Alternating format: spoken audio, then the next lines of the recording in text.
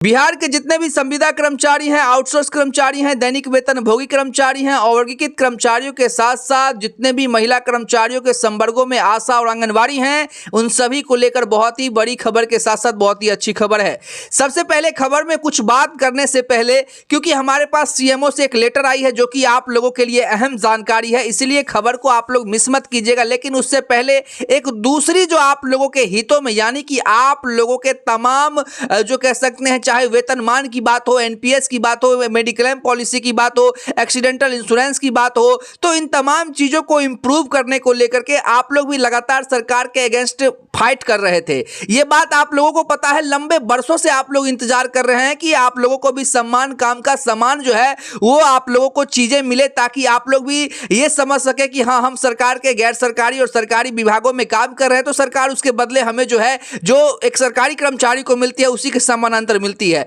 थोड़ा बहुत का डिफरेंस जो है वो बीडीए और डीए का जो डिफरेंस है उतना हम लोगों को नहीं देखना है, आप लोगों को नहीं देखना है। उतना डिफरेंस तो मेंटेन आप लोगों को करना ही पड़ेगा, क्योंकि जानते हैं आप लोग की जो परीक्षा दे करके और जो तमाम उस जो है चीजों को पास करके आया है, उनके और आपके अंदर में थोड़ा सा तो डिफरेंस जो है यहाँ पे मेंटेन होगी ही। इस बात को जो है कहीं से कोई खारिज नहीं कर सकता है। लेकिन संविदा कर्मचारियों की बात जहां तक आती है, आउटसोर्स कर्मचारी की बात जहां तक आती है, तो उन सभी को तमाम चीजें, यानी कि कुछ जैसा कि आप लोगों को पता है कि सरकार जो ऐसा की भी है, बहुत सारे विभागों में सरकार ने इस चीज को समानांतर की भी है। लेकिन यहां पर बात कर रहे हैं क्योंकि आप लोगों को लेकर के जो एक जो नोटिफिकेशन जो जारी की गई है उसमें आप लोगों के वेतनमान को लेकर के है, और साथ ही आप लोगों ने कई खबरों में देखा होगा कि आप लोगों की नौकरी को 60 साल तक पक्की करने की दिशा में भी सरकार जो है वो काम करने के लिए तैयार है। यहां पर यह बात अलग हो जाती है कि माननीय मुख्यमंत्री श्री नीतीश कुमार के नेतृत्व में आप लोगों का कुछ नहीं हुआ, और ना ही जो है,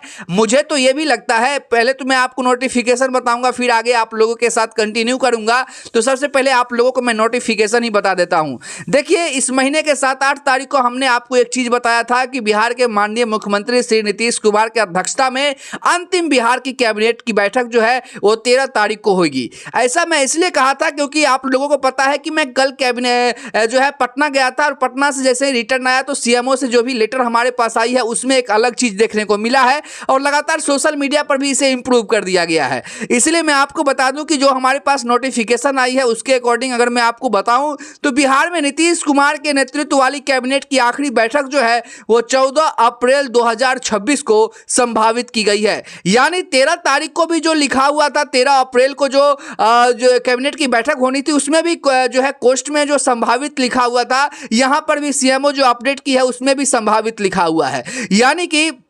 इस बैठक के बाद नीतीश कुमार के इस्तीफे देने और 15 अप्रैल को नई सरकार के शपथ ग्रहण की जो अटकलें हैं वो तेज हो चुकी है, और यह मौजूदा सरकार का विदाई सत्र भी हो सकता है। देखिए, सबसे पहले यहाँ पे आप लोगों को एक चीज समझना है कि माननीय मुख्यमंत्री श्री नीतीश कुमार के रहते तो आप लोगों का कल्याण नहीं हुआ। बहुत सारे विभागों में हुआ, लेकिन बहुत सारे विभागों में नहीं हुआ। हमारे पास यहाँ पर लेटर भी है, ऐसे ही हम आप लोगों के सामने कुछ भी नहीं कहते हैं, क्योंकि हमारे पास लेटर होते हैं और तमाम जानकारी जो है आप लोग पुष्टि भी जहां से मन वहां से कर सकते हैं। और आप लोगों की आवाज जो है लगातार कई वर्षों से उठा रहे हैं, यह भी बात आप लोग जानते हैं। लेकिन बीच में आप लोगों की आवाज को उठाना हमने छोड़ दिया, क्योंकि आप लोगों का काम होने का कोई प्रायिकता नहीं था, तो फालतू का आप लोगों के सामने आकर के कुछ भी कहने का कोई मकसद नहीं होता है। लेकिन अभी जो है आप लोगों के लिए गोल्डन अपॉर्चुनिटी है, इसीलिए आप लोगों को लेकर के जो है तमाम खबरों के साथ जुड़े हैं। यहां पर सबसे पहले आप लोगों को बता दें कि बिहार के माननीय मुख्यमंत्री श्री नीतीश कुमार के नेतृत्व में जो कुछ भी नहीं हुआ, ऐसी आशाएं जताई जा रही है कि बिहार के जो अगले सीएम होंगे वो धराधर फैसले करेंगे। लेकिन जो गोल्डन अपॉर्चुनिटी है वो 2027 में जनगणना का कार्य होने वाला है, और उससे पहले जो है सरकार को बहुत सारे मैन पावर की आवश्यकताएं हैं। ऐसे में जो सरकार है वो चाहेगी कि जो भी कर्मचारी हैं, जो भी संविदा पे हैं, आउटसोर्स में हैं, उन सभी को जो है प्रशिक्षण भी, यानी कि आप लोगों को बताते चले जो शिक्षक हैं उन सभी को प्रशिक्षण देने की कवायद जो है शुरू भी की जा चुकी है, कहीं कहीं पर शुरू भी की जा चुकी है और कहीं कहीं पर जो है नोटिफिकेशन भी निकाली गई है। तो इसीलिए आप लोगों से कहते हैं कि सरकार जो आप लोगों को तमाम कार्यभार संभालने के लिए देगी, उससे पहले जो हम लोगों का मांग है, जो हम लोग लगातार आप लोगों के हितों में सरकार से मांगते रहे हैं, जो उचित है वो आप लोगों को मिले, इसको लेकर के जो है लगातार सरकार के अगेंस्ट हम लोग खड़े उतरे हैं और सरकार ऐसा करेगी, क्योंकि तमाम जो संविदा कर्मचारी हैं वो बहुत दिनों से अपने मांगों को लेकर के खबरों में बने रहे हैं,